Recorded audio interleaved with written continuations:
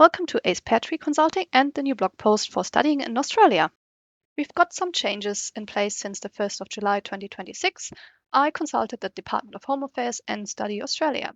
So I've got a little summary for you, which for a short reader just displays basically what changed in a nutshell. And obviously you can just click on the different sections if you're interested in just visa fee applications, for example.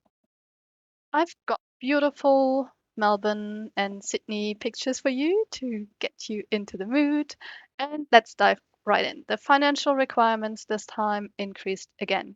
You definitely need at least 30,000 Australian dollars of proof. If you want to bring a partner, that's an additional 10,000 and each child $4,500. You definitely need to show $2,000 of travel expenses to travel back. For the first year of tuition, it depends the course and also the provider. If you bring the whole family, it can get quite a lot. And remember, you still need the overseas health cover.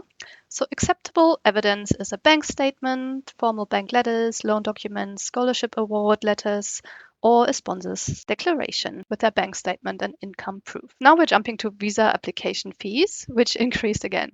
So we are on 2,500 Australian dollars, which are non-refundable. So your application needs to be airtight. You have a concessional fee if you are Pacific Island or Timor-Leste citizen. Separate ELICOS fee applies, which is $2,050 for an English language course application. Budget accordingly, because as I said, you still need the overseas health insurance, the financial proof, which can quickly sum up to 5,000 to 6,000 Australian dollars upfront cost. My next beautiful pictures are Brisbane and the Gold Coast. Depends if you like city life, mountains, or surfing, and also a good young party scene. The work rights are unchanged. So for normal students, you can still work 48 hours per fortnight and unlimited hours during a study break. Masters and PhD students can work unlimited hours, no caps at all. So the warning for normal students, you really need to keep track of your hours because the Australian government can actually cancel your visa, especially when you work across multiple casual jobs, which is definitely allowed. Please track your hours. To make it a bit more complicated, the national planning level allows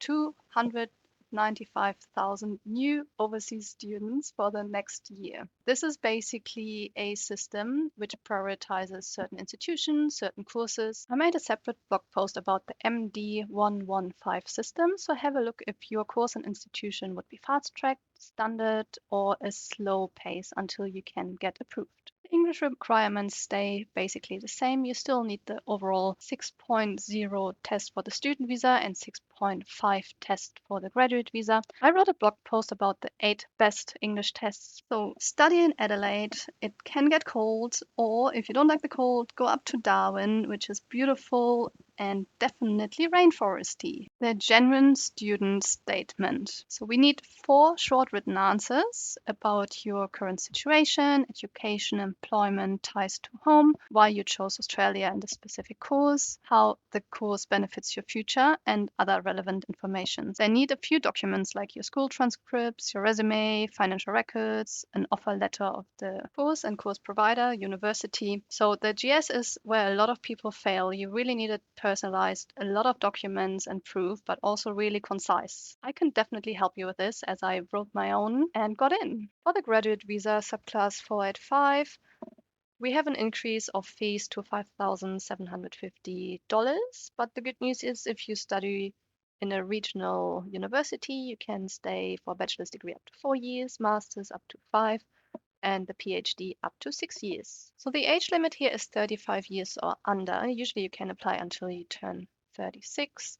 If you are from Hong Kong or have a British passport, you can apply until 50 even. You must have a really good English test and you must apply from within Australia and you must have been here on a student visa for at least 6 months. For a graduate work stream, vet trade graduates, you can work up to 18 months. Australia is now getting a little bit stricter with visa hopping.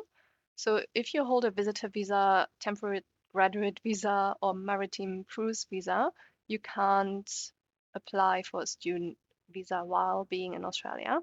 So you can just go to New Zealand or go back home for a little bit and then apply from offshore.